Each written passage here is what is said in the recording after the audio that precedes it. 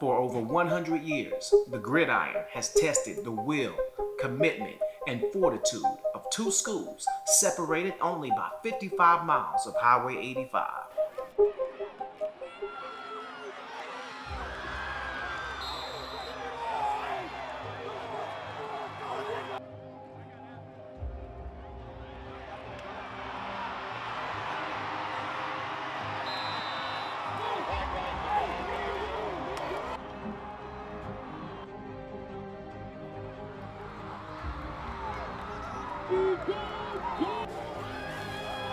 What's up, man? Let's go! What's up, Coach? 1,600, and he truly is a leader on the field, sat behind the record-setting quarterback Lamar Raymond, and now to the air, he hits Elijah Bell, and it's a foot race, and they won't catch him. Bell to the 5, touchdown, North Carolina.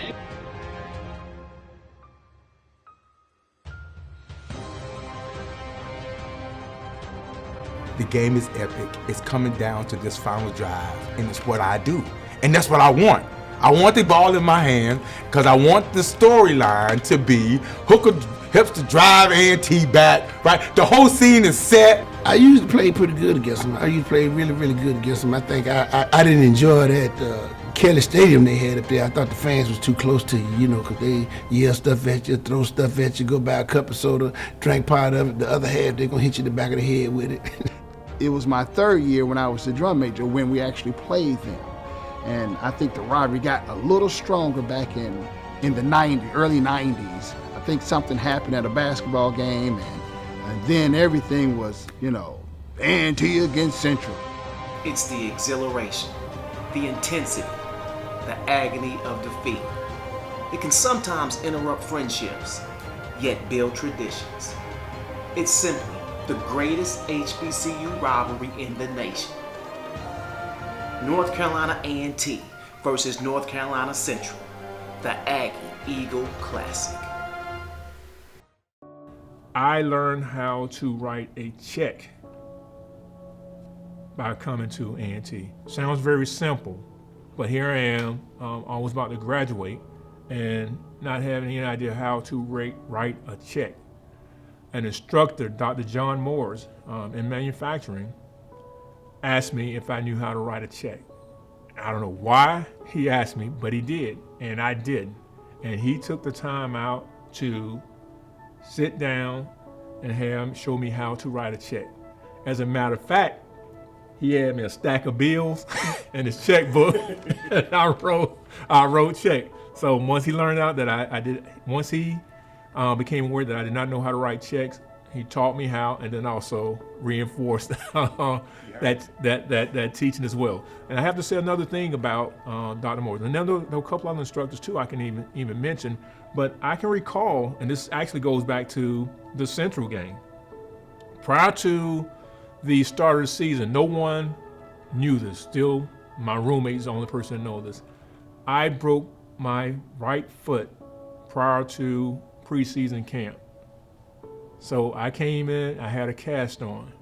Coaches, teammates, no one knew that my foot was broken. I had the cast on maybe 2 days. I cut the cast off. And I went through summer camp and 2 days, and prepared myself as normal, killing my foot. But that's how much the rivalry meant. But also that game against Central, I go in and going after the quarterback again. I dive over the top again. Dive over the top legally this time. And I reach for him, and somehow I miss, but I come down and I land awkward on my hand. So another injury. So I ended up breaking my right foot prior to the season and broke my right hand during the Central and A&T game. But I say that to talk about the instructors. We had a paper that was due the following week, and I went to class because my hand was in a cast now, and Dr. Moores manufacturing asked me what was my paper, what was my assignment. And this was for, typewriters and stuff. We had to, pretty much you wrote your papers out. So me being who I thought I was, I raised my hand, with the cast on this big club and like, hey, can't you see? My hand is broken, I can't write. And he simply looked at me very serious, very stern look. It's like, what's wrong with your left hand? And I said, nothing. He made me get up, leave, and do not come back to his class until I have that paper written. Told me to write it with my left hand and do not come back.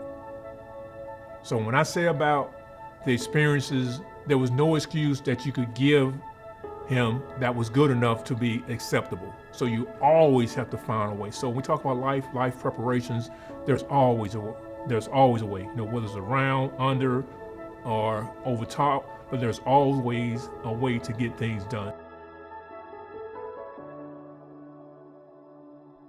We had lost, I think, 3 in a row to Central, and so Coach Hayes was really intense that week. That was my freshman year, redshirt freshman year, and I can remember the difference between high school and college was just the preparation.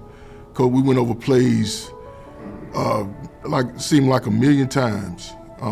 Coach Hayes went to Central, so he didn't want to lose. And so he told us we weren't going to lose. So, excuse me, that was one game that I know for a fact that we had to win. My next experience was the first time we went to Durham to play North Carolina Central. This was really interesting as well, because what happened was we played them in Wallace Wade Stadium, okay? And we was out there, I don't know how it happened, but it was a timeout or something, and I thought it was scripted or something. But anyway, this gentleman drove a car onto the field. The car was a Pontiac Le Mans. It was burgundy and gray, okay? And when he got out, he had on a suit that was burgundy and gray. And we all looked at each other like, are they serious? Do you know? That's when I knew how crazy and wild it would be playing North Carolina Central. It was my 3rd year when I was the drum major when we actually played them. And I think the rivalry got a little stronger back in the early 90s. I think something happened at a basketball game, and then everything was, A&T against Central. But the time when I was here, it was definitely a band battle more than anything.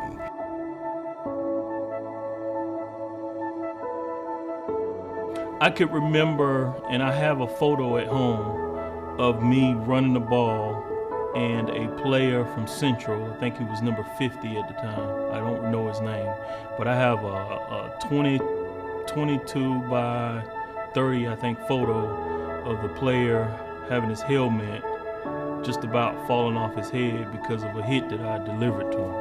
And I think that's probably one of the most memorable points in my career against Central.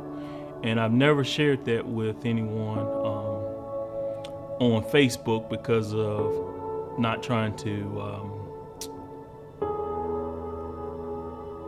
diminish the player's talent, but I thought it was a pretty good hit. I'm sure I felt it. I don't remember it, but I was gifted that photo some years back, maybe 10, 15 years back, and I thought it was pretty neat. Don't remember it happening, but the photo brought back memories of that time.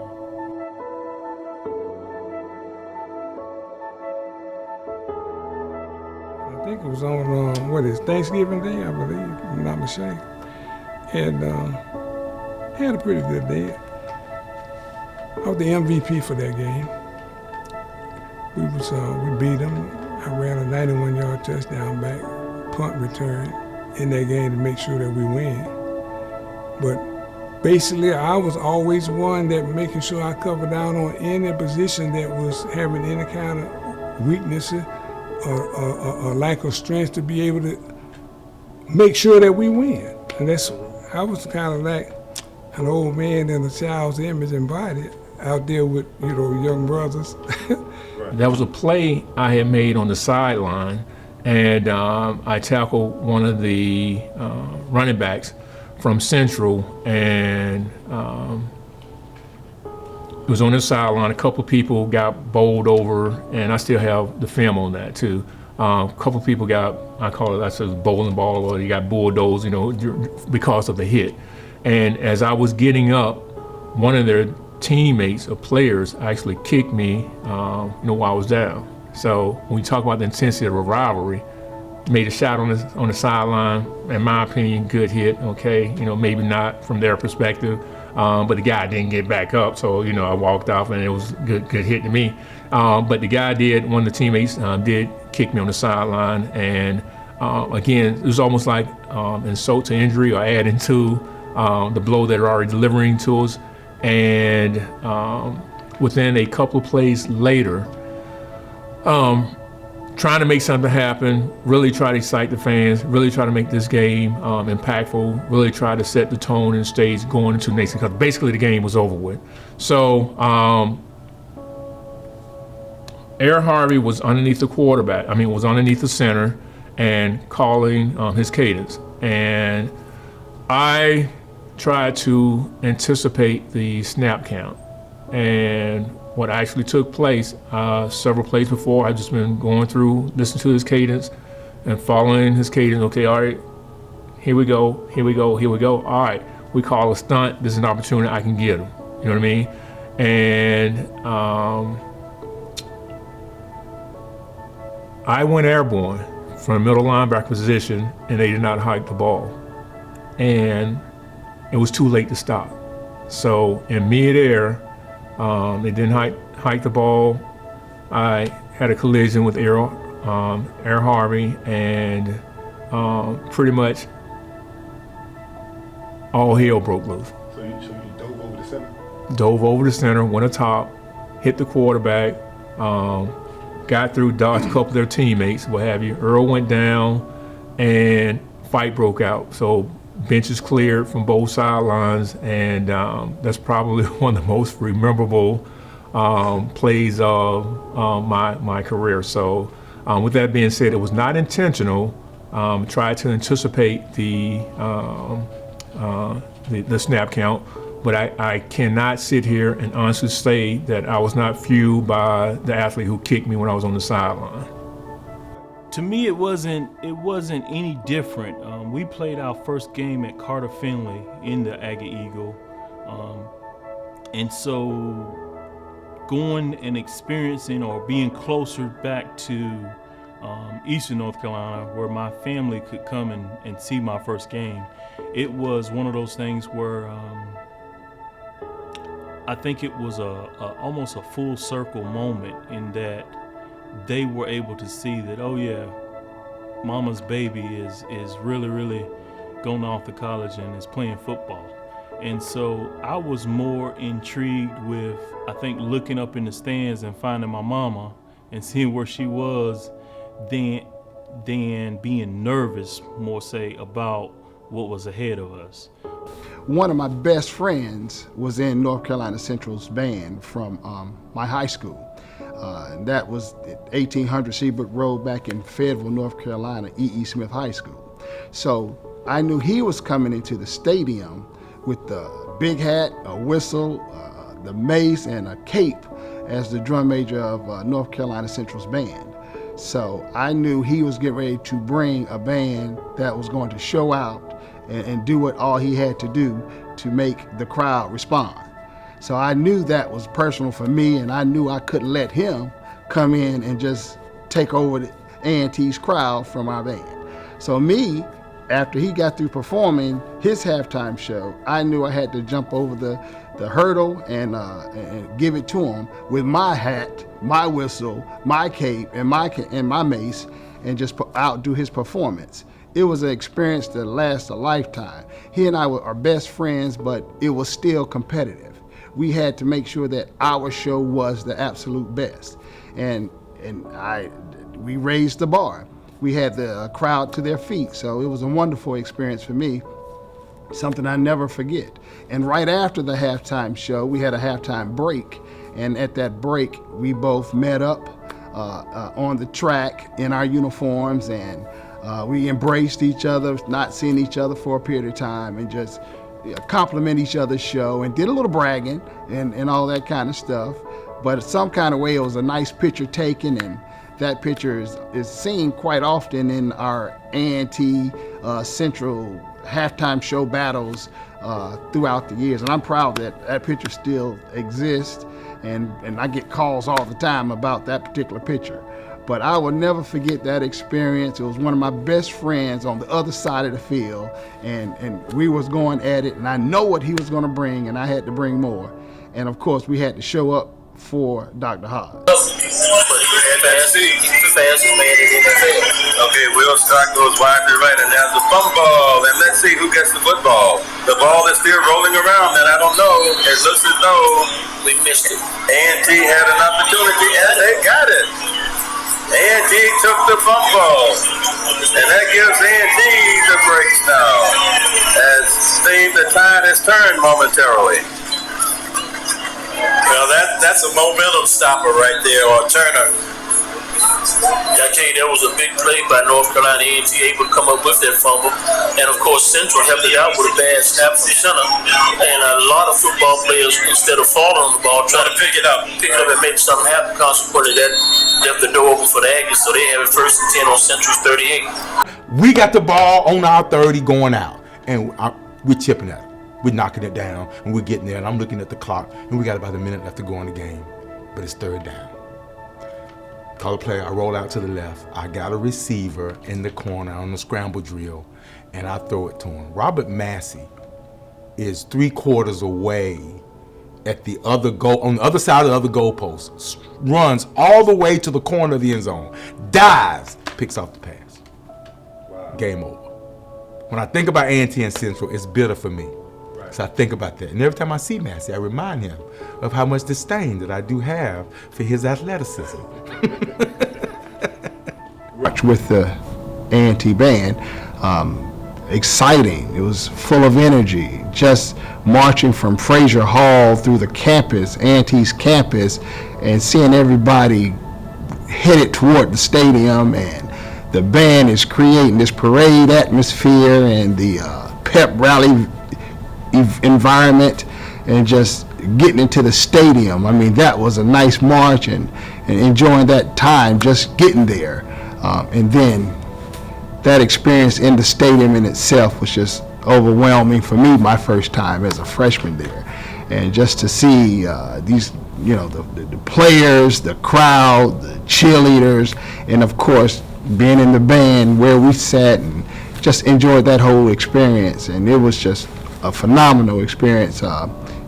It turned into what I would say a complete event, and I just loved it ever since. Well, the year in '75 was when we won MAC championship. I never will forget it. We ended up being co-champions because our nemesis then was South Carolina State. We had a hard time getting past them. We got past South Carolina State. We beat them. Central was the last game. South Carolina State beat Central, and we lost to Central. That's what made us co-champions. Wow. Yeah, never forgot it. Wow.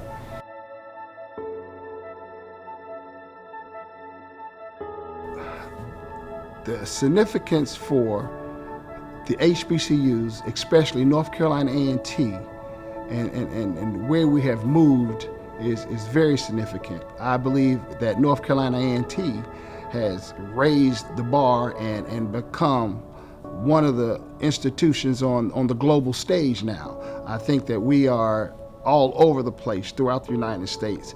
We're in the White House at the moment. We're in Tokyo at the moment. We are doing our thing everywhere, and the competitive edge that we have as well. The athletes are all over the place with the Celebration Bowl. You cannot say Celebration Bowl without saying North Carolina A&T. The competitiveness that we have, not just in our academics and in our athleticism, is just over the top. And of course, we're just a global name. You cannot say nowadays in North Carolina, a university, without saying North Carolina A&T, Duke University, Chapel Hill. A&T's name is there. we've always been there, but it's shining brighter. So I think we are doing our job as an institution, and we are definitely moving ourselves to the next level all the time. But like I said, bragging rights. I would have family, friends that went to Central come down from, Virginia and other places, fly in just to, come to the game. Really took it to heart. So that made me take it to heart, because I didn't want to hear nobody bragging about Central beating A&T for a whole year. And so we had to do what we had to do. Because it really goes back to how strong we've always been, or this rivalry's always been. And I think it's going to continue to live even though we're in the Big South. Because during my era, we were in the MEAC, they were in the CIAA. And they were tops at times in the CIAA. So I think it's important for us to keep the rivalry going and encourage Central to do well outside of this game. We want them to be the best team in the MEAC. Because as we strive to be the best team in the Big South, when we come together, it gives us more to talk about. And the more we talk about the rivalry, the more relevant our institutions come. Our grandchildren get to hear about the rivalry. Our friends and families in our community get to hear about all the great alum and the emotions that go into these two fantastic sister institutions. God do in and through me makes me who I am. And so I didn't need no image, identity other than being a good brother and a believer. And so that's where I was raised and trained. Met my wife in the 6th grade at Carver High School. We walked on up, holding hands. She went to Winston-Salem State. And I came on to A&T because Mr. Williams brought me over here and said, no, you're gonna go to school here. And so those people that I had a lot of love and respect for, whatever they instructed me to do that wasn't outside of rules and regulations or normality or the laws of God, then that's what I did, because I have to depend on humanity for my survival. And that's the way I was trained. And to be an Aggie, you just have to know what we are doing here in on this campus, the fun that we have, but the serious attitudes that we have to go get that degree, but have fun at the same time. I mean, that was the best decision I've ever made in my life, to become an Aggie. A&T gave me a foundation outside of my family, in that it was the first time I was away from Halifax County living. And it gave me a perspective of life and how life is so precious and valuable. And I'm thankful for my time here because of that foundation. It propelled me to go on and continue to build on those values that my mom instilled in me in Palmyra. And so at A&T, I was able to meet my wife, and because of that, we have two girls, and I'm thankful for my time here. It's exactly what it is. I mean, what they say, you hear me say, Aggie, you can't say Aggie without pride, or, have a pride before Aggie, And with that being said, it's just something that, again, it's one of those innate behaviors, it's just something that lies within you, a certain pride, a certain aura when you walk into a room, and you know that you have that Aggie support, that Aggie foundation behind you. North Carolina A&T has prepared not only myself, but several thousand people before, as well as after me, for life. And I do not think there's another institution that I could have had the opportunity to attend that would have prepared me for life as much as A&T had. I get really emotional when I talk about what A&T has done, not just for me, but for so many people that I've witnessed and I've learned from. They've improved their life, their families' lives, and they've touched the world. I mean, you look at our guys that's running track right now. There are people across the world who would have never known that the interlock at A&T means that you come to 1601 East Market Street and you're gonna be able to get a meal. You're gonna be able to meet somebody that can make your dreams come true. You're gonna meet somebody in administration that's gonna help you with your financial aid. When you're struggling with mental health and those things, there's always somebody around that has a story like yours that can encourage you to do that. So Being an Aggie for me is life-changing.